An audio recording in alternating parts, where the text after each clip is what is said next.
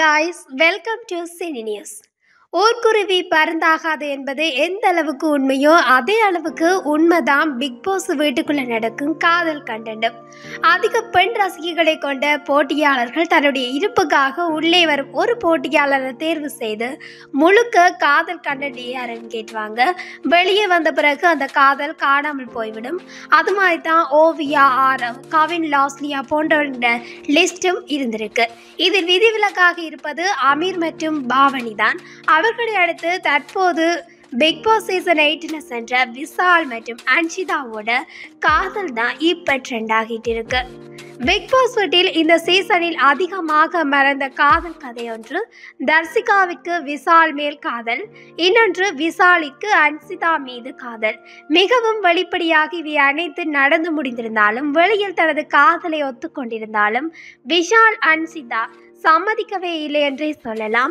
இருப்பினும் வெளியிடவரும் அனைத்து நிகழ்வுகளுக்கும் ஜோடி போட்டு திரியும் இவர்கள் நமது காதலை மறைக்கிறார்களோ என்ற சந்தேகத்தில் ரசிகர்கள் பார்த்துட்டே இருக்காங்க.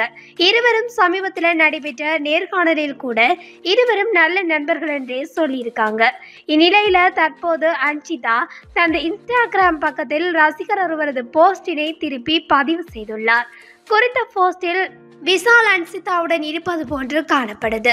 இதனை பார்த்த பலரும் இருவருக்கும் இடையில் காதல் இருக்குமோ என சந்தேக கேள்விகளினை எழுப்பி வருகின்றனர்.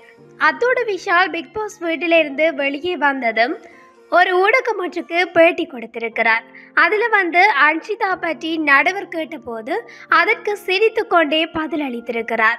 அத்துடன் அன்ஷிதா தனக்கு நெருக்கமான ஃப்ரெண்ட் என குறிப்பிட்டிருக்கிறார் விஷால். மேலும் தன்னுடன் தர்ஷிகாவை விட அன்ஷிதா தான் மிகவும் நெருக்கமாக என்னோட அன்பா பழகினார்.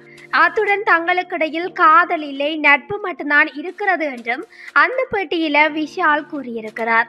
இந்த வீடியோ பிடிச்சிருந்தா லைக் பண்ணுங்க. உங்களோட கருத்துக்களை மறக்காம கமெண்ட்ஸ்ல சொல்லுங்க. இது போன்ற காணொளிகளை உடனுக்குடன் தெரிந்து கொள்ள நம்ம சினி நியூஸுடன் இணைந்திருங்கள். தேங்க்யூ, பாய்.